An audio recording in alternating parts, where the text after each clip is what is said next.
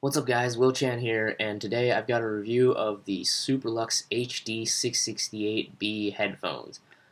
That was a mouthful. Let's try to avoid that later. Here is the box they came in. Alright, just the box. It's got a bunch of languages and marketing stuff on it and some numbers. Inside you'll find the set of headphones, uh, two cables, they're back detachable cables, and a 1/4 inch adapter and a, what the heck is that thing? Nylon? Yeah, nylon pouch.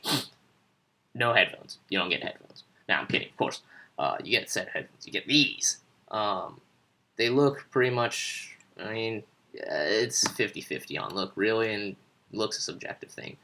I like them. I think the style's alright. I don't have a problem with it. Here's that attachable cable I was talking about earlier. Let's get that out of the way. So, first things first. Build quality. Not great. Not the best, I'll certainly say. It's pretty much all plastic. There you go. That's what that sounds like. Sound of quality, yes. And there isn't a single bit of metal on here. At least, unless, those screws are metal, which I sure hope they are. So, those screws are metal. There's 4 pieces of metal on here. 4 screws. Yeah.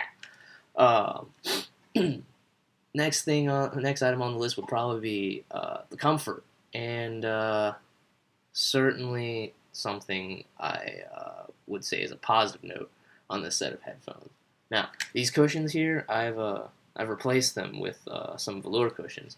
The standard headphones have some plastic vinyl, I think is what they call it, and it's pretty appalling. It's really bad material. I've put that on my head for like 20 minutes. Ears were sweating.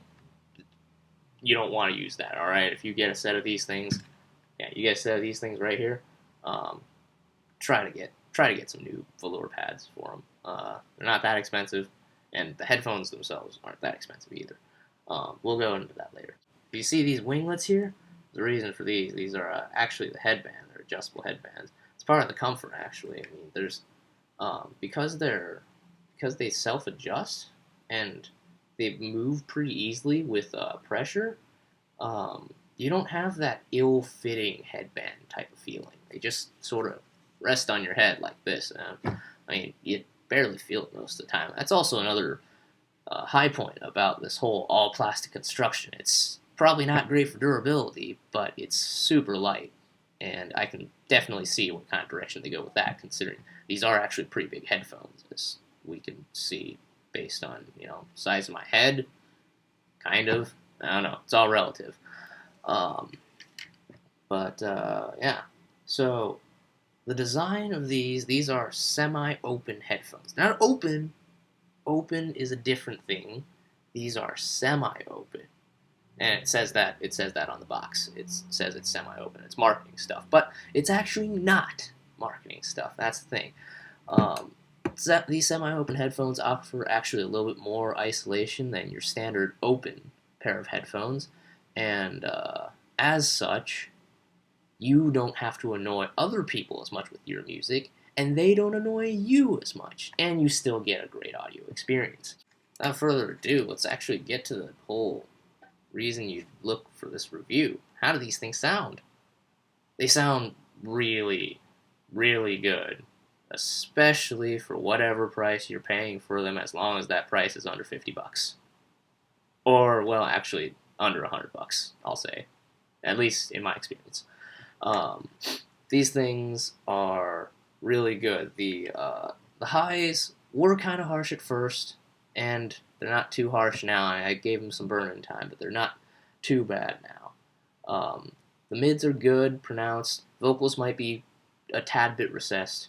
The bass is a healthy amount of bass, I'd say. I'm no bass head, and they don't offer too much punch, but the bass is certainly there. You can definitely notice the bass.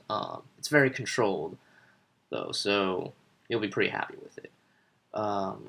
As long as you're not a bass head, that is. I hope you aren't a bass head. These aren't going to be for you if you're a bass head. But if you want sound quality, these things definitely offer sound quality. Important thing to note though is on the box. Here we go. We're back at the box thing, right? On the box, it tells you the frequency response is between 10 hertz, right? 10 hertz and 30 kilohertz.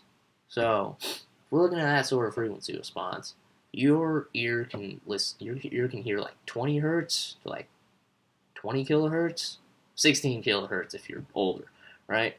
But that frequency response spectrum is important because you can feel any frequencies that are beyond your hearing. So the fact that it's there, the bigger numbers, there's that too. That's also part of marketing, right? But it does have a little bit of real world effect.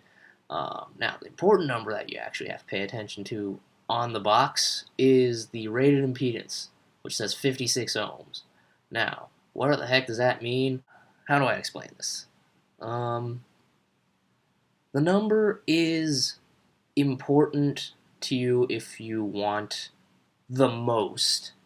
Alright, let's say if you wanted the most out of your headphones, this one says 56 ohms. Now that means you should be able to easily power it off of something like my MacBook Air. Alright, that powers it fine. PC onboard audio powers it fine. It's not 100% of its audio potential, but it's most of the way there. If you wanted its full audio potential, this is a product which would like a headphone amp for all of the audio experience. But you get probably like 85%, 90% maybe of the audio performance without a headphone amp. So I think this is a pretty sweet spot in terms of impedance. I think they're pretty good headphones. I think that's actually pretty much it for this review. So quick overview. Here are the headphones. Comes with 2 detachable cables, 1/4-inch adapter, a nylon pouch, and of course these headphones. They're comfortable if you replace the pads. Replace the pads. Alright? Design's nothing to really speak about. It's all subjective, right? I think this look, is pretty okay. Some people might agree with me, some people might not. I mean, it's kind of a love-hate thing. The build quality is not the best. The sound quality, though, is quite the opposite. It is very good sound quality. And all for a price of under $40. Less than $40 for some really good, and some people are going to hate me for saying this, nearly audiophile quality headphones. I would say it is a tremendous value, and I certainly advise on thinking hard about these if you're buying a set of headphones. That's it for the review today. I'll see you next time, I guess, depending on whether or not I make more of these things, huh? Alright, like if you like it, dislike if you hated it, comment on, I don't know, whatever. I don't really care. See ya.